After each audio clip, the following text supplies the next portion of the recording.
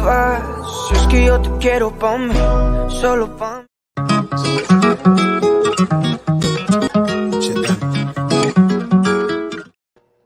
Hey guys, welcome to 5F's to Love. This is our first show in 2022, and I thank you so much for joining us. I'm really excited about tonight.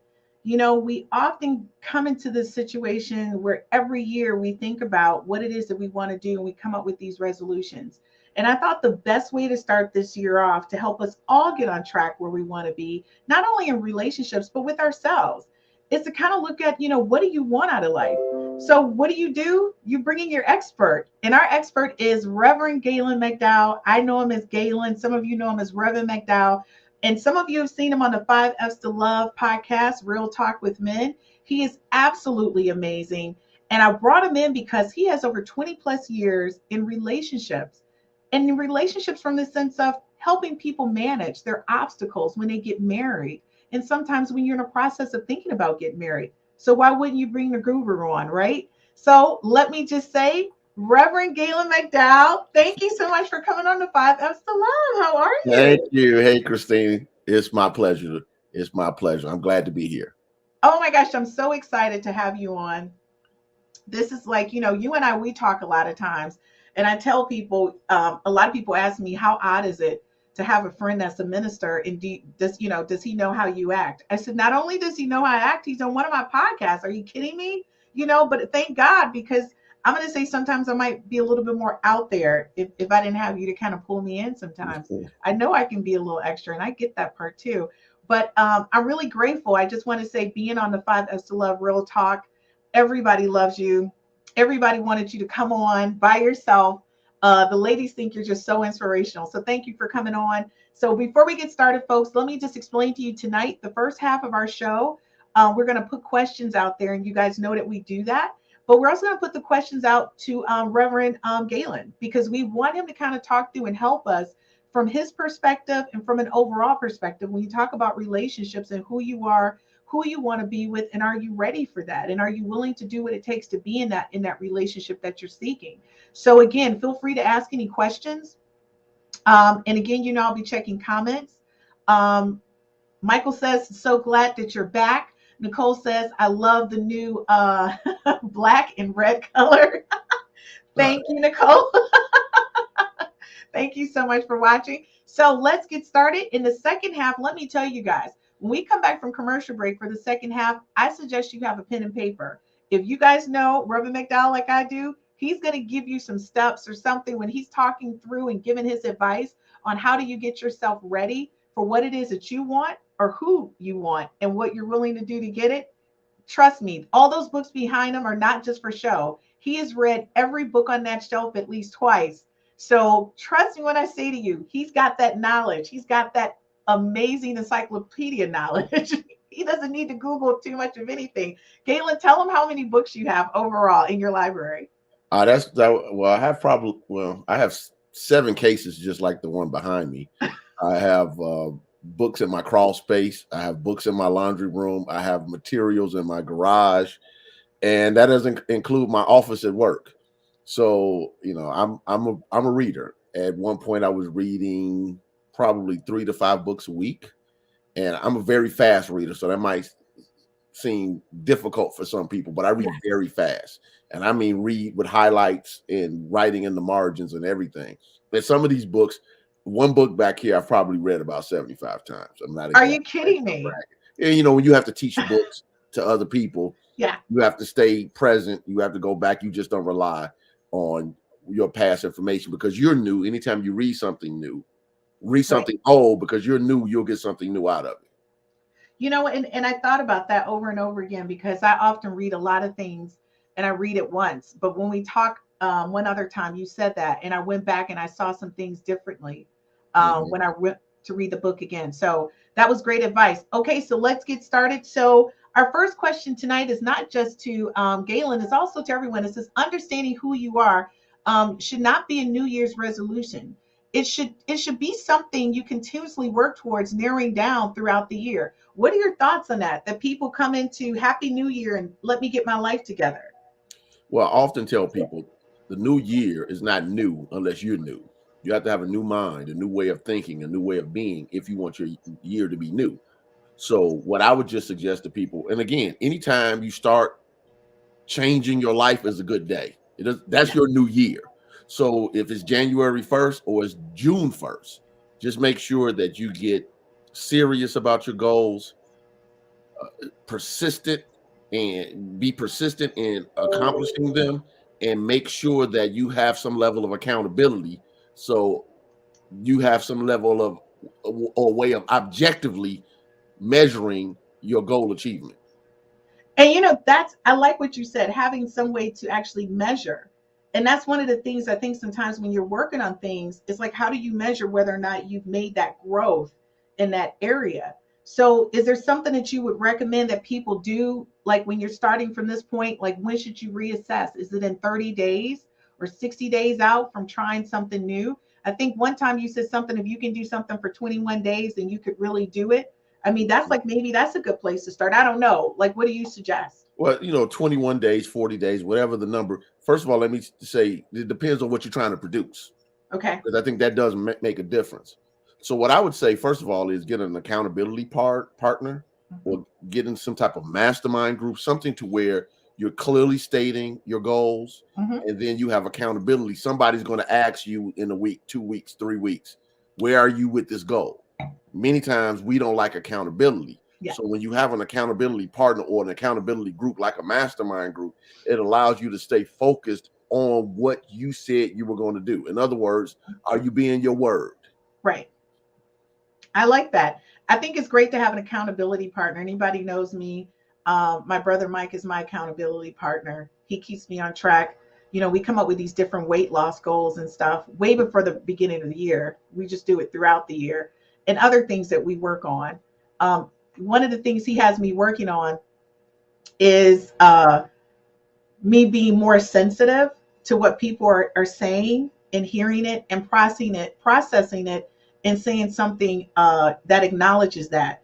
Normally I just say, oh, wow, sorry to hear that. And I move on. Like, I'm not really diving into the fact that there's an emotional attachment to it. And that's because I'm not an emotional person.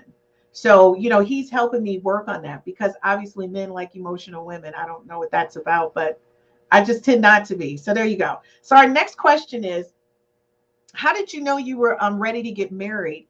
And I asked that question because I know a lot of men, and not per se you, but I know a lot of men who are ministers, NBA players, NFL players. They may be, well known in their community. They have a lot of women who are really into them. I mean, they're doing some god awful things to get to them. And how did you know? Because you were single for quite some time. You're in one of the largest churches in Chicago, assistant pastor. You travel all over the country. And I mean, and by the way, you're amazing dad. I need to throw that out there. I mean, we love her. We won't throw her name out there, but she knows who she is. We love her. You can say her name. She doesn't have a problem with that. Oh, she doesn't? Okay, so you can throw her name out. Go ahead. My daughter's Angel. Okay, thank you. I try not, because we know each other personally, so I try not to throw too much personal information out there. But how did you decide? Because you're in that space where, it was just wide open. And then this person came along. And by the way, his wife is amazing, absolutely gorgeous. I'm sure that has something to do with it. But she's an absolutely amazing person. And her profession is funny to me because we talk about it. But her profession is very closely aligned to what he does, but on a different level, in a different way. So that kind of like amazes me because they're such an amazing couple. But how did you decide, like, this is what I wanted to do after being single? Well, one, I thought I was ready. Obviously, it had to be the right person that I felt aligned with what I was seeking in a marriage. And I think that part of it is, obviously, you got to do your own inner prayer work. You got to do your introspection. Yeah. And first of all, am I ready to do this? What am I willing to commit to? What am I willing to compromise on? What are my bottom lines? What is flexible? To use a term, it's an old book I have I found many years ago in a bookstore. And it was, excuse the term, but the name of the book is Hold On to Your Nuts. But the word nuts means non-negotiable, unalterable terms. Love it. What that meant and the book is out of print now, but what it meant was, you can't have 500 bottom lines, non-negotiables. You need to know what your core values are, your core bottom lines, and then have the flexibility to communicate on the things that are non-negotiable. So once I got clear about that, once I was clear about what was non-negotiable, what was flexible, you find the right person, and intuitively or spiritually, you're spiritually guided to make that next step, then you do it. And I did it. I love that because you recognize there were some things that you had to do to prepare yourself for that. And one of the things I talk about in developing the 5 F's to Love app were core values. And I kept, the more and more I talked to people after 4 years of working on this app and the concept behind it, I kept saying everybody has core values, things that's just important to them. And I was like, how do you kind of work that where you can kind of get through that in the initial conversation to help people who may not have the background or the tools or strategies that you have to do it on their own, right? Because I found that so many people, and you probably have too, in marriage counseling, I just found out through focus groups that they get into relationships and go, I don't like that person. I don't really know that person. Like I married them, but what's happening? This is not what I thought. So, and I'm hoping that my compatibility app, will help some people with that. And outside of that, the next step would be to work with someone like you, prior to getting married. Honestly, I'm not shy to say, going to counseling was important to me. I really needed to know who I was, right? Because I can kind of be a little outlandish, but I can also tame it down, especially if you're taller than me. I seem to simmer down when I'm with someone who's taller than me. I don't know what that is, but I just kind of feel like they have more control over me versus someone I'm looking at. I might be a little more, I don't know, like Christine. I don't know if they can handle that. So our next question is, and by the way, guys, when you're tuning in, you can answer these questions or ask questions. So don't be shy. Was there some areas in your life you wanted to work on before thinking about being with someone else? Well, I think that, it's dependent. For me, what was really important at one point was knowing what season I was in. And what I mean by that is this. I was previously married, got married very young to my daughter's mother. And when we decided to move on from that relationship and experience, I was zeroed in on being the best dad ever. That was my focus. And for a while, I couldn't have seen even someone saying to me, hey, let's connect, let's, date, let's whatever, because my mind was on take care of my kid, take care of my daughter. So then you start to look and say, okay, this is handled, and then you can move on to expanding and allowing yourself to be a full person. And what I would say this to people who are ministers or anybody that has what I would call a high demand occupation, you deserve the right to be a full person. Yeah. And intimacy and relationship is an aspect of being a full person just as much as your occupation. You're not just known by your occupation. You want to make sure that all the aspects of your being get the attention that they deserve. That doesn't mean that all get the same level of attention, Right. but it does mean that you have to make sure that you're a full being, that you're not neglecting something. Because when you neglect an aspect of yourself, psychologically it can come back unconsciously in an ugly way. And bite you in the butt. You keep 100%, and it's going to come out.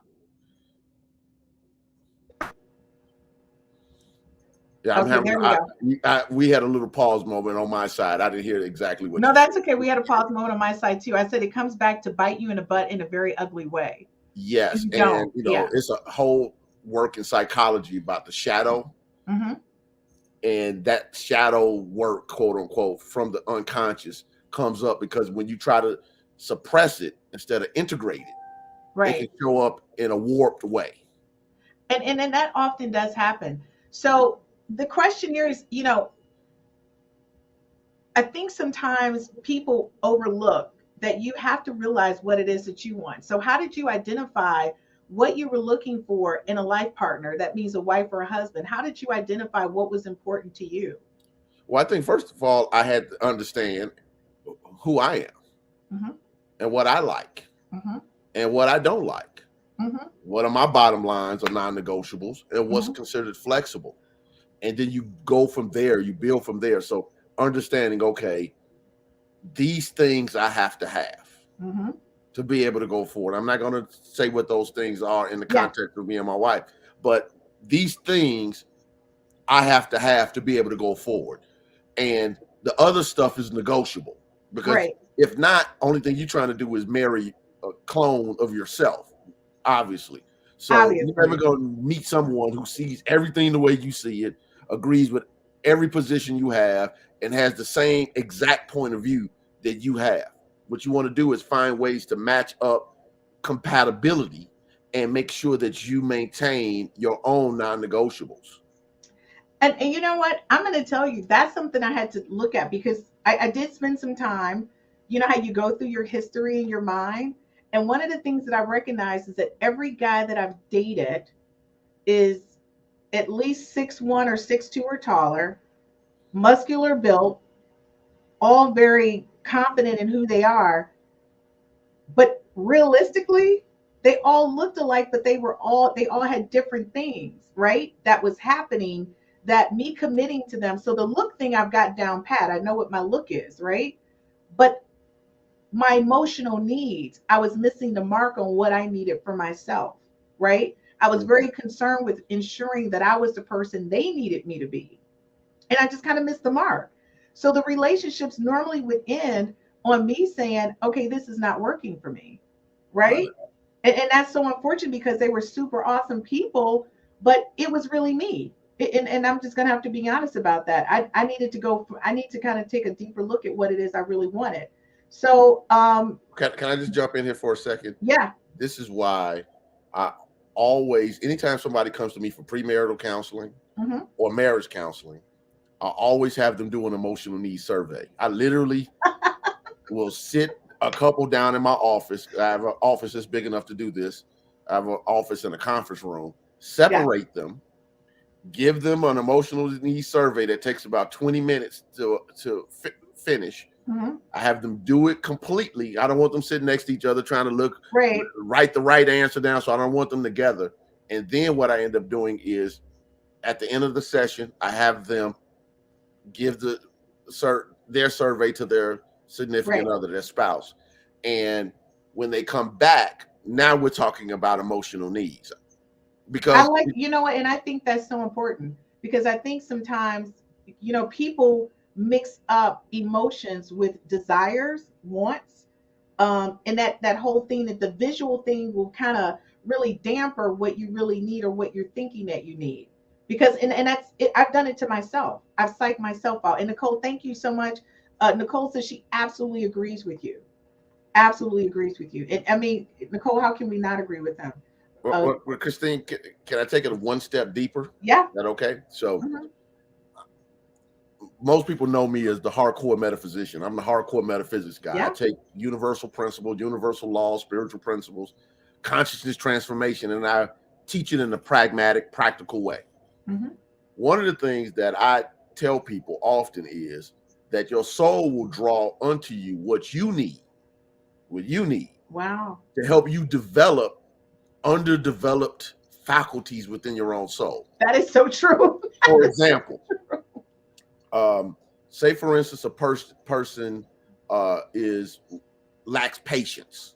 yeah. Patience is an aspect, from my perspective, Mhm. it's an aspect or quality of strength. Strength is not just physical strength. Right. Strength is freedom from temptation. The ability to persist. It's it's patience. So you might be weak in strength, but well developed in other things. Well, the Right. soul seeks balance. It does. So now you draw people into your experience, and guess the one thing that they will test: where you need development. So it could be patience, it could be divine order, it could be faith, it Right. could be love, Right. it could be many different qualities of the soul. Right. But we don't see how people, and I know this might be hard for some people to hear, Mhm. end up being a perfect fit for where we are mentally. Or Oh as I yeah. tell my clients and students, you can't have a victim without a victimizer. If you have a victim mentality, by right of Yep. consciousness, you will attract someone to treat you like a victim, even if you don't realize consciously that you're a victim. Exactly. I agree with you 100%. Because the thing is that the men who are attracted to me all look that way, but they're very emotional. And I really know that for me being emotional, I'm not going to say they're affectionate. They're very affectionate people. I'm going to change that. And I know that that's a key that that's not my best space, right? But it was so odd that I kept saying, wow, okay, physically these certain type of guys are attracted to me, and that's nice, but they're all very affectionate. And I knew that was God really trying to say, okay, we got to work on this. Because, here I'm like, everybody keeps coming around. This is where they are. So Nicole said this about me, Nicole, and we're friends. Chris, you may have been more focused on the look versus what your needs were. Knowing emotional needs is important. And no, she says it's imperative. You're right, Nicole, it is. But Nicole, I'm going to tell you, I wasn't really looking for it. They just came out. And then she said, those are facts. I love Nicole. She cracks me up. And she's this way, like live and in person. So Michael says, I need a look. I need a book, a few sessions, Rev. You know what, Mike? I stop trying to get in and get free sessions out of him. Nobody, you're not getting free sessions, Mike. Give it up. So question number 5 is a doozy for me, and I hope you think it's funny too. What changes have you made in your life to embrace someone being in that shared space with you? So I know you have all your books. You have and by the way, you do US. What are you? You're at the USCF gym. What is it called? I work out at UFC gym, the martial art gym. You work out at the gym, but and I also do kung fu and karate with my regular teacher. And then don't forget, you also are like a fanatic about what? Wait a minute. You're a fanatic about the whole superhero. Oh yeah, I love my superhero movies, exactly. Marvel movies, and DC stuff. Oh yeah, exactly. I love all that stuff. So all think about stuff. It. Well, I think again, it's making sure that you find a level of balance where you don't lose who you are. Okay. But you also have to recognize that your loved ones, in this context, your spouse or significant other, not only has a right to your time, but they deserve it. Right. So you just have to figure out ways in which you balance, and this requires thought, and it requires compassion, and it requires communication to be able to make sure that you're checking in, that you're making sure that you're paying attention. Because a lot of times things go past people just because they're not paying attention. Exactly. They're so caught up in their own heads and in their own mind and their own life and in their own planet of their own brain that they don't see what's right in front of them at times. Yeah. So part of it is just paying attention. So shared space is, okay, yet again, non-negotiables. From my only non-negotiable is my books are going to be in my house. Outside of that, we're good. Put the couch where you want to put it, the table and the light or whatever you want to do. As long as you don't bother my books and my booklets and programs and pamphlets and whatever else I need to have to do what I do. Right. That's all I really care about. That other people are different. They have different needs. Okay, so it's so funny. So Brian chimed in. He said, so is he saying that you will attract who you are? That's what Brian is saying. I'm saying we don't always. The answer to that is yes and yes, but here's the challenge: attracting who you are does not mean that you get the equivalent of you. You get that which completes your concept of you, whether it's conscious or unconscious. So, for instance, there are people I know that love, and I mentioned this on the 5 Fs, that love to date projects. In other words, people who give another person a sense of being a savior. Yeah. I'm gonna fix this guy up. I'm gonna fix this woman up, and it gives them that initial adrenaline rush and things of that nature. But what's behind that need? Yeah. Okay, so if you're always attracting people that are quote unquote, and I'm using this metaphorically, emotionally broken. Yeah. Emotionally disconnected, inconsistent with their career, inconsistent with their life, inconsistent, period. And you're drawing those people into your life consistently, and they keep letting you down. They keep disappointing you. You keep having the same person. You're dating the same person with a different face and a name. Then sooner or later, you have to be honest enough to say, I am the common denominator. That's what I And had to do. right, I'm the common denominator. Yeah. Therefore, I'm therefore I am always my own experience. Exactly. Exactly. That's what I had to do. I had to assess who's the common denominator of this, and it was Christine. Okay, so People don't like to admit when somebody's trifling, that sometimes at one point or another, sometimes they were attracted to trifling. I have buddies of mine who I can tell you without a doubt love women that create drama. Love it. Love it. I mean, until it blew up in their faces. Right. Okay, so wait, before we go move on, I have a couple questions. So Anissa said it takes what did she say? Maturity to recognize and attempt to fulfill your partner's needs. A child is selfish. And I mean that's true to some extent. You're right, because some people are very selfish and they're not thinking about the other person. Michael says a captain says a sister. You know what? I'm not dealing with him. And Brian said exactly. Sometimes I have to ignore him. I just want to say that to everybody who knows Michael and how he really just pulls at my strings. Um, so my next question is, which a lot of people need to look at before they move forward. It says, what things do you think or know your wife had to consider before agreeing to marry a very famous minister? Well, for me, because I'm the person that's the minister of a large congregation, and was traveling and doing all of those things, I had to make sure that I was clear about my boundaries with others. And I had a lot of practice because part of my commitment of being an exceptional dad was there were times when, when I'm doing my time with Angel, I cut things off quickly. Okay, I would let people know. I would communicate ahead of time. So, so I communicated, hey, what is needed? And because I understand the demands on my life, I created boundaries. Now, there are going to be times where emergencies happen. I'm in the emergency business. Right. But outside of that context, I'm very dedicated to creating boundaries to make sure that people are not overstepping. Like somebody sends me some random late text message call. Hey, if this is not an emergency, I'd rather you do this between these hours, or send me an email and I'll address it the next day.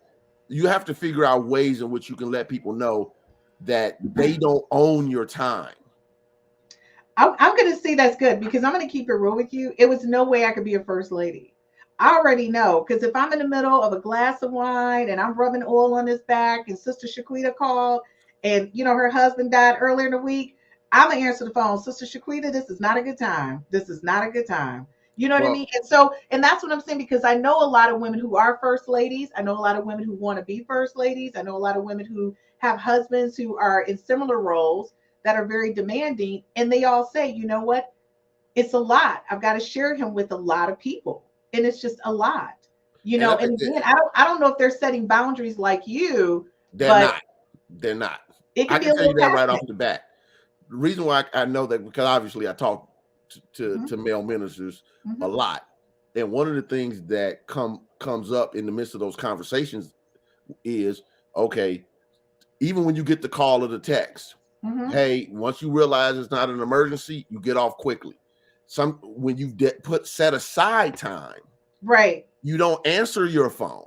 Right. You don't put yourself up in the position to where you're the stand-in for Jesus. I can remember my mentor, minister, the Reverend Dr. Johnny Coleman, who trained our current senior minister, the Reverend Dr. Derek B. Wells. She used to say to us, don't wait on me. I could be at the movies eating popcorn. She would say, you got to learn how to stand up on your own two big spiritual feet.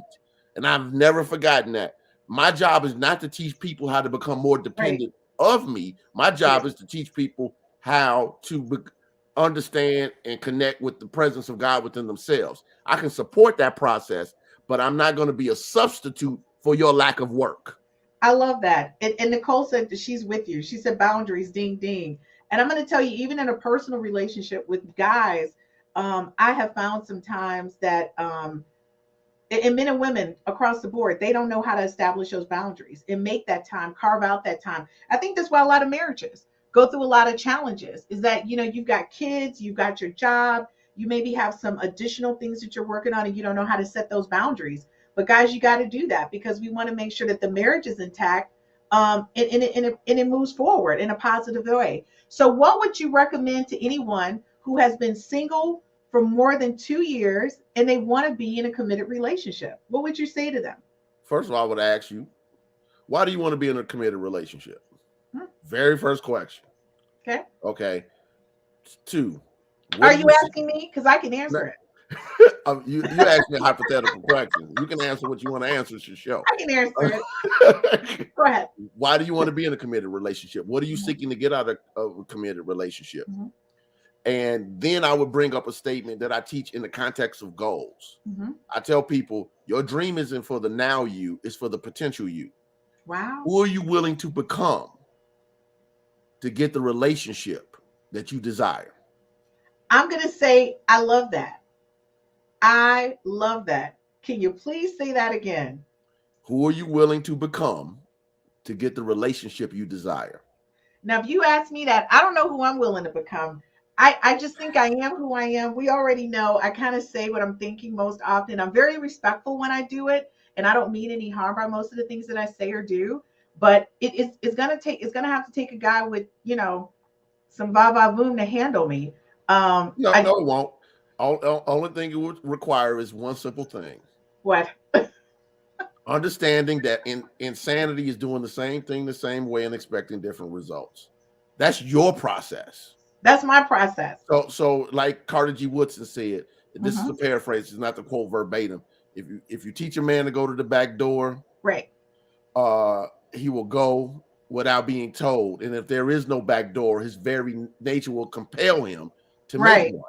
So if you're conditioned, right, self-conditioned or conditioned by others to behave a certain kind of way in a particular context, then what you behaved your way into, you have to behave your way out of. I like that. And that's true. So Nicole says that she's listening, which Nicole, you're always listening. She's over there. She's taking notes. And he said, you better teach us today. That's what Mike said. Mike likes that you're really giving us the words of wisdom over here, which I think, number one, that's the reason why you're here. And I kept telling everyone this is so important, to sit down and just talk to you. So the question I have is, when you talk about it in terms of relationship, and that's one of the things that I want people to understand, is what would you recommend to someone who is struggling with commitment but continues to date, knowing they will not be able to commit? Because a lot of people, whether it be male or female, they take people down this, like a merry-go-round, and we get to that point and it's like, dude, we're 2 years in. What is but they knew going in that they were never going to commit. Well, I think that's more, that's not just on the one person, that's on both. And the reason why I say that is this. First of all, I think it's totally okay to date without feeling as though you have to commit immediately. That's what dating is for. And I'm sure your 5 F's to Love addresses that. Yeah. But when you start dating someone and you decide, okay, we're going to be a couple, we're going to be exclusive. That's probably the better term. We're going to be exclusive. Now, what are you communicating? What are the needs? And when you communicate your bottom lines and things of that nature, then if a person says, yeah, I'm okay with this, and then when they're not okay with it, don't bring it up. And then they look up 2 years later and say, well, where's my ring? I would say. But what about not that? What about, I know people right now who are chronic daters, and they're never going to commit because they're afraid to commit, but they never tell the person they're afraid to commit. Right. But that's what I was saying. Girlfriend 33. Well, that's what I'm saying. You got to communicate up front. But here's the thing. But wait a minute. Let me tell you something. A guy's not going to tell a woman up front, I'm never going to commit to you, because he's never going to get what he wants out of it. Okay. He would be foolish to tell a woman that. So this is what I would say. And this is what I would say even to my own daughter. I believe God has given all of us intuition, our own internal navigation system.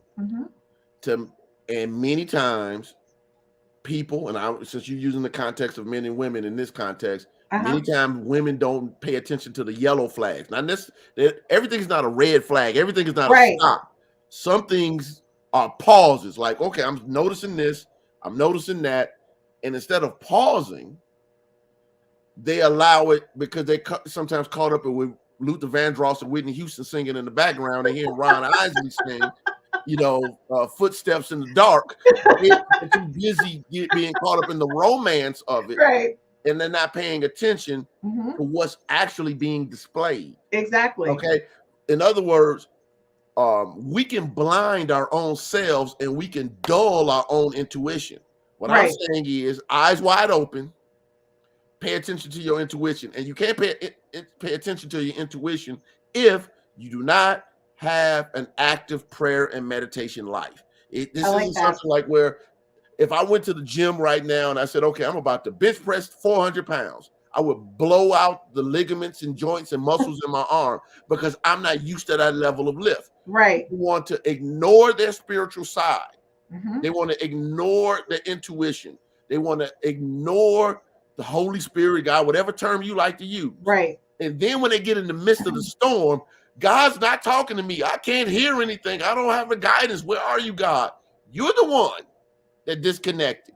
God is still there. God is still present. Gaylon, I just said that to a friend of mine the other day about something they were going through. And of course, anybody who knows me, I mean, I'm a spiritual person, but I'm not one that quotes things from the Bible. But I pulled that quote out. That was like right on point. Nicole, thank you so much. She says, I'm already missed it. I'm not changing, but I'm always focused on growing and developing. And I think that's great. And then Nicole also said, she said, facts, there's always a sign. Sometimes we simply miss the sign. So guys, guess what the sign is telling me right now? It's time for me to go to commercial break. That's basically what the sign is telling me right now, because we got to go to commercial break because our second half, when we come back, you guys already know, Galen's going to come in and he's going to bring us some magic. We're going to start it off with a question, and then we're going right into Galen, what we need to do to pull ourselves together to make sure we're ready for the person that we want or the person we want to be. I welcome you to My Shy Life. I'm Shia Perkins, brand creator, author, and lifestyle coach. My mission is to share solutions on how to successfully exist across all relationships, romantic, social, platonic, and professional.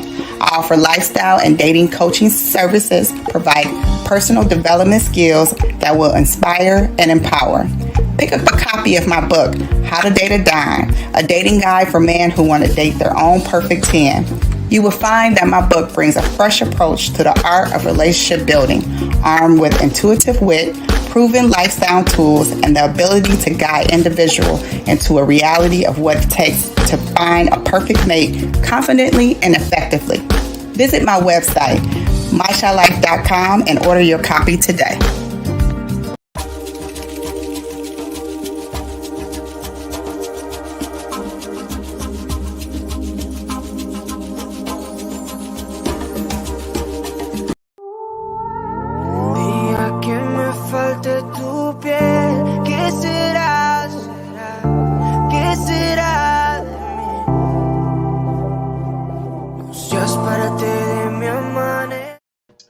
Hey guys, welcome back to the second half or 5 F's to Love.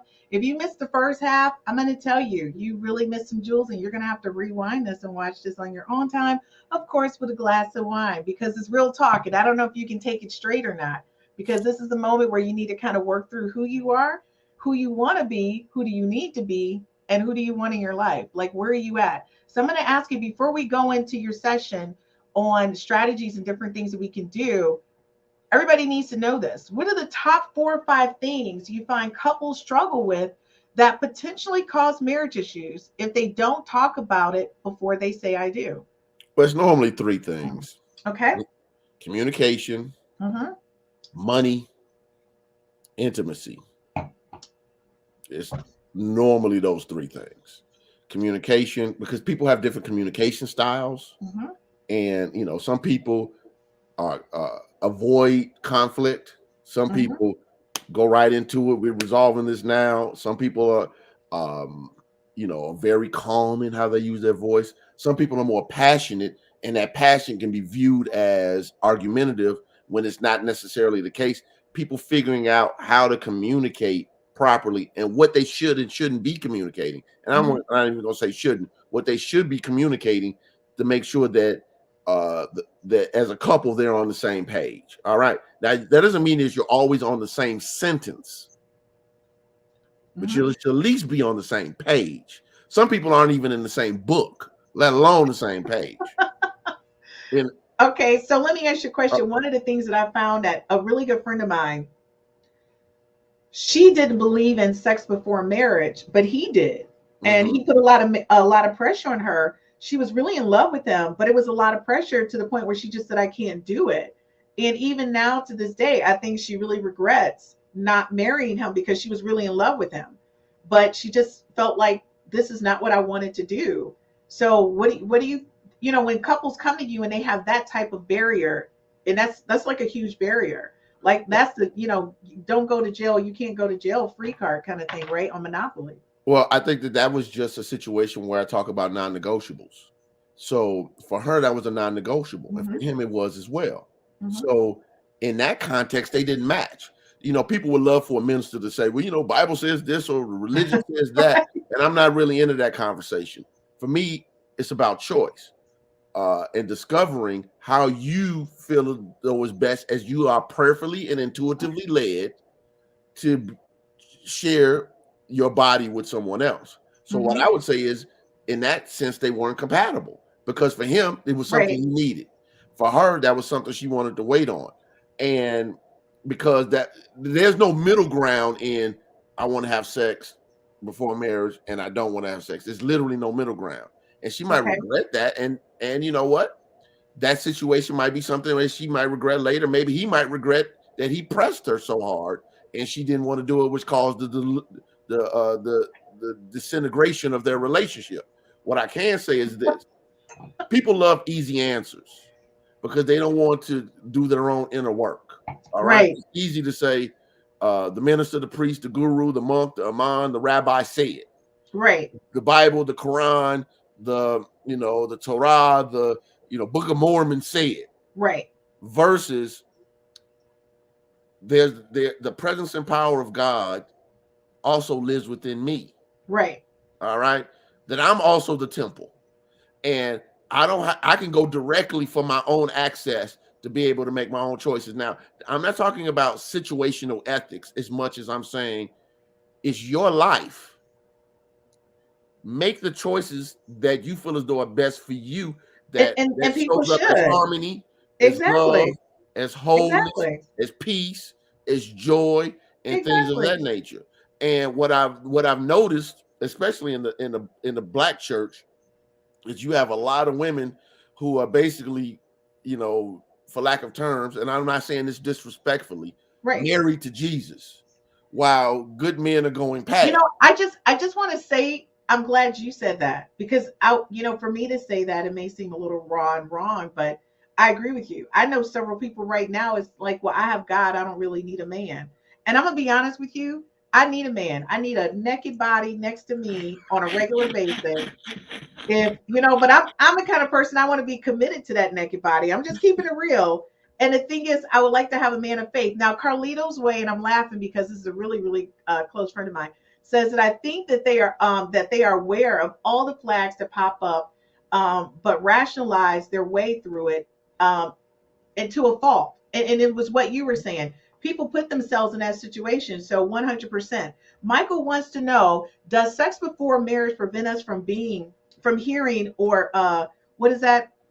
Or sever the connection. Sever that connection with God. With God. I would disagree. I don't believe anything can sever our relationship or connection to God. My belief, and you don't have, no one has to adopt my belief.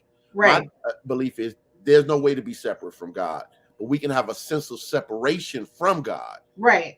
And a sense of separation is when our mentality becomes too opaque, too dense, too caught up in what I would call the five sense world, where everything is based around physicality or your own ego.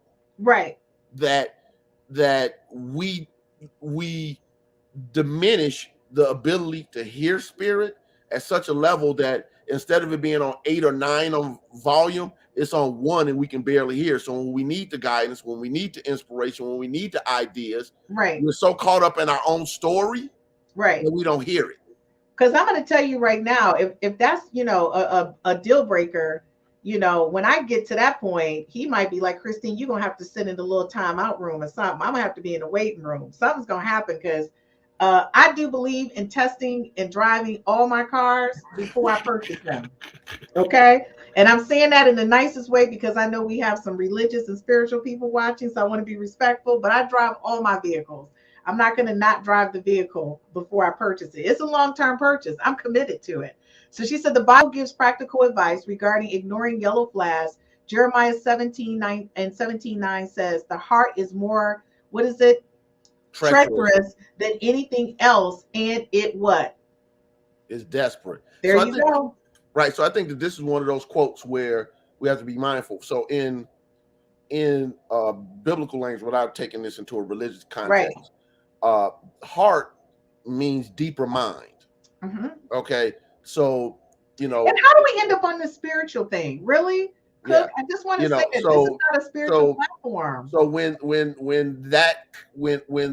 our deeper belief system, mm-hmm. when our deeper feeling nature is filled with a lot of erroneous beliefs or inconsistent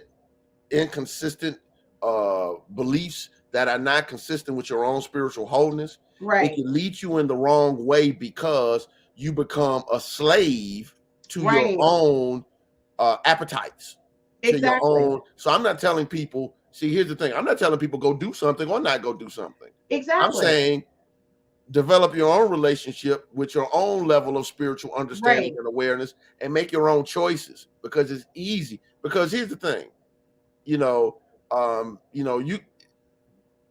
with the Bible, and I'm gonna leave that at this. You can find a scripture you can say, well, you can find a scripture to justify anything that you did. Contradict something else. Right. I'm not here for that. Yeah. What I would say is this, simply this. As within, so without. Yeah, I agree. Okay. As what I hold in my mind before I ever do it out here, mm-hmm. it's already resonating in my mind at a level. No, people just don't fall into adultery. People just don't fall into relationships. People just don't fall into bad relationships. People just don't fall into having sex with somebody they regret later. These are things that are beliefs that are already in consciousness that seek mm-hmm. expression, mm-hmm. because as within, so without.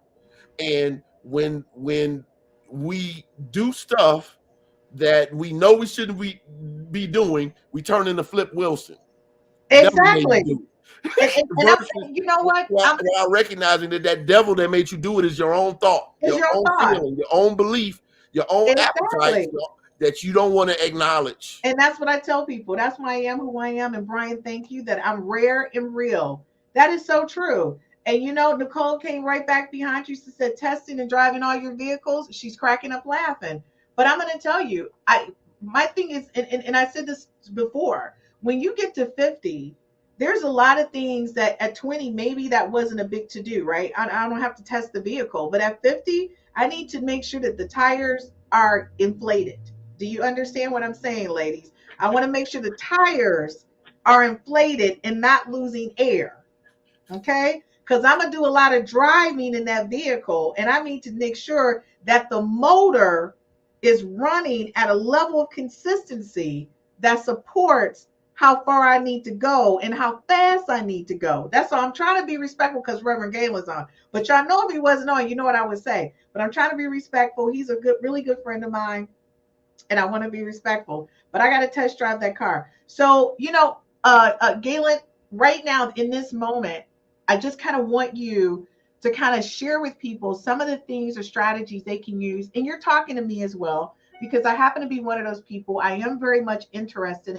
And so we're clear, folks, I created the 5 F's to Love brand lifestyle, not because I was single, but because I wanted to find a way how a person like me, and although you guys see me in this light, I'm a very techie kind of person. I'm kind of what you call a geek. And I have a flip side, obviously, because I kind of say what I'm thinking. but I don't have the most interpersonal skills when it comes to relationships. And I realize that that's like a handicap. And most people who are technology advanced don't have that interpersonal skill, right? They just don't. They're kind of empty in that space. So the reason why I created this app, the platform, there'll be a dating app that's coming out. We're doing a relationship summit in August. It's because I wanted to create an opportunity for me to work through, and also for other people to see that there's a space where we can all come together and figure out who we are. You know, the app is really good for that. Instead of you kind of dating randomly, not understanding your core values and whether or not that person has your core values. So, you know, Gaylon, what would you say to us? I'm looking for somebody that shares my core values, and I'm 50 and I need to know, you know, what's happening. I need to speed it up. I'm not like a young girl anymore. We got to get down to it. So yeah, we have about 9 minutes left. Yes. So I want to make sure. Okay. So the first thing I would say is understand who you are. People say, okay, I want a person to understand my core values, but I'm a big believer that many times people don't understand their core values. They think they know. Right. And really getting down to, okay, who am I as a person? What do I like? What are the things that I need? And be really clear about those things. And am I willing, this is key, to communicate consistently what I need to potential suitors? Because if not, the person is dating your representative, not you. And a lot of times when people get married or they end up in a long relationship, and all of a sudden, the moment they think they got someone and they get comfortable, then the real representative drops away. The representative drops away. And then, you know, all of a sudden, like, who is this person I'm dating exactly. now? Who is this person I'm married to now? You're in the twilight zone. That's what happens. Right. Because it's sort of like people who show up for a job interview and they start talking about how motivated they are and all the things they're willing to do and what type of person they are. Then you check back in with that person a year later, and they're totally disconnected. I don't care what they do around here. And they're showing up late and to work, and they're staying out too long for lunch. In other words, the thing that they prayed about it, telling people, pray for me for this job. Now that they have the job, they're mistreating the job. People do the same thing with relationships. So you got to understand who you are and be willing to continue to grow and evolve. Again, the dream isn't for the now you, it's for the potential you. So if you've been given the revelation of this is possible for me, you have to grow into that revelation until it's a realization. I hope you guys have your notebooks and writing this down. Stop playing around. He's giving us the first one is understand who you are. Number two. Number two is understand what you want. So I kind of covered that, both of those. Understand what you want and be really clear about it. Okay. Because if not, if it's a bottom line non-negotiable, and again, I don't believe that people should have dozens of non-negotiables. I think that's ridiculous. I just have 2. Okay, but I do think that you should be clear about what your non-negotiables are, and and you communicate what those non-negotiables are. And here's the thing: when a non-negotiable is violated, will you be in integrity enough for there to be consequences in violating your non-negotiable? And consequences up to the separation if need be. Because here's the thing: if a person can step across your line and then nothing happens, then they step across your line and nothing happens, then eventually it recognizes that's not a real line. It's not a real line. Walking, okay? So you got to know, what are you willing to do to uphold your bottom lines? Now that doesn't mean that relationships can't be healed, like with adultery, for instance. But okay, now we got to do some work, and there's some measures that got to be put in place for you to regain my trust, for instance. Number 3, understand why you want it. Okay. Because sometimes we're not really clear about the why. We know the what, but not the why. Good point. Okay. Why do I want this? Okay. Good point. Some people are doing things based upon a lot of things and a lot of outer reasons, which goes to my number 4. Are you making choices, or are you being driven by your past or other people's values and beliefs? So what do I mean by that? Are you making choices? Are these conscious choices that you're making about your relationship? Or do you have somebody else's program running in your brain? What you think a relationship should or shouldn't be? What's been modeled to you? And unfortunately, a lot of people have unhealthy examples of relationships. Okay. Yeah. And because they have unhealthy examples, those programs are playing in the mind. You're exposed to it as a child, with maybe your parents, grandparents, or Right. siblings, or whatever. So you have to be mindful whose belief system is driving me right now. Right. Because if I got into Christine's car, she's driving me. I'm not driving. Right. That means I'm being driven. Well, we have beliefs that drive us into behaviors that are not necessarily good for us. Okay. So again, are you making choices, or are you being driven by your past? In other words, your mistakes, your misinterpretations, your story, your interpretations of what happened in the past, or the values and beliefs of other people, which might not necessarily be for you. As I tell couples in premarital counseling, you are now creating the experience of your marriage. It never existed before. Therefore, you get to create it. I like that. All right. Instead of just saying, okay, books and ministers and teachers and all this other stuff, all those things support you. But what do you want to create together? I like that. Say that again for people. You're creating the experience. You're creating, right? You're creating the marriage. The marriage never existed before. So you get to create it. What do you want it to look like? I love that. Okay. Next thing. Don't take rejection as a declaration of your wholeness. Wow.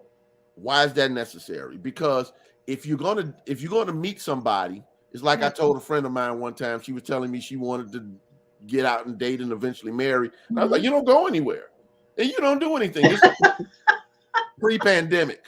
I was like, you expect, God to just drop eligible men through your roof, through your ceiling, into your living room.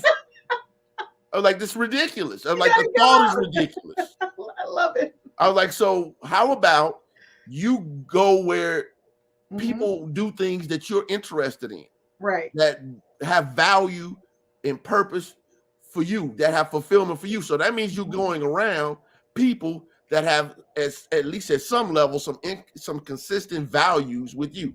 But but if you are dating someone and it doesn't work out, or you hit on somebody and they are not interested for whatever reason, because you don't know why people do what they do. Don't take that rejection as a declaration of your wholeness. Okay. You have to always recognize that there's something radically right about you. And that belief by itself will drive your behavior, which means, okay, I'm a whole being. Yeah. And I'm seeking wholeness to share my wholeness with someone else. Now, notice the difference, Christine. Right. I'm a whole being seeking to share my wholeness with someone versus I am a person looking for someone to complete me. That's totally different. It's totally different. All right? Because whether I'm married or not, I'm whole. Exactly. Like, I don't let people tell me, how's your better half? I don't have a better half. I'm whole. She's whole and I'm whole. I love it. Okay, because I don't even want that thought to creep into my subconscious mind. Right. Because as within, so without. Right. All right. And what I would start, and the last thing I would say is rather something really simple. And this is just from my perspective. Pray for a development of divine love. And what I mean by that is this. I believe that love is a magnet. Okay. If you ever see your relative, some relative or person, friend you haven't seen in a while, and when you see them, it's like an attraction. You run to them, you grab them, hug them. I'm so glad to see you, because love attracts things to each other. All right. So that's why some people have so much drama. They love drama. They love arguing. They love fighting. So they draw it to themselves. Love is a magnet. So as you pray for the development of divine love, God, show me how to love. I love that. Express your love through me. I love that. God, whatever your terminology you would use for that. Whether and if you're a non-religious person, then you can just say, I intend to be a vehicle of love. I intend, I declare that I'm love and expression. I release fear. I release anxiety and doubt, and I choose to walk in grace and love. Now, that doesn't require you to be in a religion to do that. Right. Only thing it Right. requires is your willingness to keep the main thing, and stay focused on what you desire to express. A lot of people are pent up because they don't want to be vulnerable. And when you're pent up, it creates defensive energy around you. Okay? And people might want to approach you, but your energy is so repellent that a person shouldn't have to pull out a sword and fight through your defensive aura to get your love. They're not fighting a dragon, they're trying to date you. They're just trying to date you. So those are some of the things that I would say. I don't want to keep just drilling down on points. No. But those would be the things that I would tell a person right off the bat. If you can cover those things that I've already stated, I'm not going to restate. Right. I think it'll at least train your mind in the right direction. And you can do the things that support that process, whether that's journaling. But I don't believe in journaling just as a consciousness dump. Like an exercise. Right. I also believe in journaling as intention. You can journal, you can write out what you intend to do. Right. What you intend to experience. Yeah. What you intend to express. Journaling isn't just let me get rid of my fears or let me just put my stuff on. Right. And I'm not saying any of that's wrong. I'm not talking about Dear Diary journaling. Right. I'm saying creative journaling. Write down what you intend to experience and produce and do it consistently. Be consistent in your approach. Well, our last comment for tonight, and you guys already know, didn't I tell you to get out your pad, paper, and your pencil for Reverend Gaylon? I already told you to do that. So if you didn't write this down, you will have an opportunity to watch this again, rewind the tape, and then start taking your notes. But Nicole says, well, I'm ready to eat popcorn and watch movies with someone who knows just how to make my coffee, warm my side of the bed, and knows how to leave their ego outside so that we can just enjoy each other and grow. Oh, and can write well and play spades. And I think that's wonderful, Nicole. Now, let me just ask you this one question really fast. And while he's doing those things for you, be mindful of what he needs also for that same experience. See, that's beautiful. And Carlito's Way says the definition of love is different. So how does that impact the ask? Well, for me, the definition of love isn't different. I don't view love only as a feeling or emotion. For me, love is a higher spiritual idea, and understanding that process without drilling down, because I don't want to turn Christine's show into theology 101. That's okay, guys. We're going to have them back again, so don't worry about it. Right. But for me, I think love functions at levels, but it's the same definition. And I have a lot of theological terms I don't want to just drop on you right now. So just to let you guys know, one of our episodes that's coming up is how do you say I love you? So of course we're going to have Reverend Gaylon back again, because there's different ways that I can say that I love you. There'll be other guests on there as well. Michael says this whole thing has been fire. Okay. He absolutely loves all the feedback. So I'm going to say, guys, thank you so much for joining us on this episode of 5 F's to Love. And so, Reverend Gaylon, if there's one thing you can leave us with before we tune out, what would that be? As it relates to, do you know what you want and who you want? I would say in your phone, or get a pen and a pad and figure out what your bottom lines are. Try not to make them a lot, maybe no more than 5. Really understand what your bottom lines are. And I'm not saying they can't be more than 5. Just try to stay under 10. And once you get clear about those bottom lines, then ask yourself, why are they bottom lines? Okay. Because sometimes what we think is a bottom line really isn't. And it's an impediment to us connecting with someone else. Find out what your non-negotiables are, and then have the flexibility to allow life to show up in a magnificent way. If you're open and receptive to new ways and new blessings, you might be surprised. Allow life to be an adventure, but it can't be an adventure if you want to dictate every step of the road. I love that. Reverend Galen, thank you so much for being on the 5 F's to Love. You know how I feel about you. I just think you're the most amazing person that I know. And I love your spirituality and how you preference it in real world. And I think that's like the transition I think a lot of ministers missed. And that's one of the things that made me gravitate towards you. I love working with you. I love it when I call you and you always give me like, I'm not telling you what to do. He starts off with that, I'm telling you what to do, but this is what I'm saying. So, you process it the way you need to. So I just want to say thank you so much. I really appreciate all your support that you've shown to the brand and to me. It's definitely greatly appreciated. I look forward to having you back. And definitely we love to see you on Real Talk with Men at 5 F's to Love. Everybody loves to see you there. So we'll see you back again in a couple weeks. I look forward to it. And thanks again. Thank you. God bless you all. So listen, guys, tonight was all about not New Year's resolutions because we have those. Tonight was all about helping you understand that it goes beyond that. We all have work to do. Nobody's perfect. And that includes me. I've got work to do because this year, my goal is not only just about my business, but it's about me as a person, as an individual, because I do want to find my one true love. And it's not about me using this platform to do that, but it's helping me realize the things that I do need to work on for myself personally. So I'm going to thank everybody for joining tonight. I know I'm going to rewatch it because I'm going to have to take some of those notes, right? Because while you're talking, sometimes you miss those notes. So again, thank you for joining me here on the 5 F's to Love. And I will see you guys here next week, same place. Be sure to share this podcast or share any podcast that you like. And be sure to join, subscribe, and I'll see you next week on the 5 F's to Love.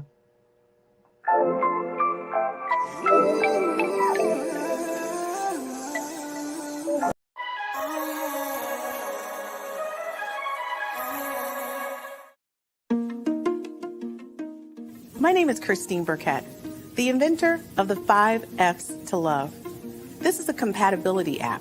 It's an app that gives you an opportunity to rate words that start with the letter F in chronological order of importance to you, to help you find your one true love, your soulmate, and the person you're going to spend the rest of your life with. So after you've taken the time to rate your F's in chronological order, you send a link to the person, you just met, or the person you've been dating for quite some time. Or maybe it's the person you've been married to for 30 to 40 to 50 years. And then you compare your top 5 F's to find out what things you have in common and things that you may perhaps need to work on. This is taking a simplistic perspective on how to find your one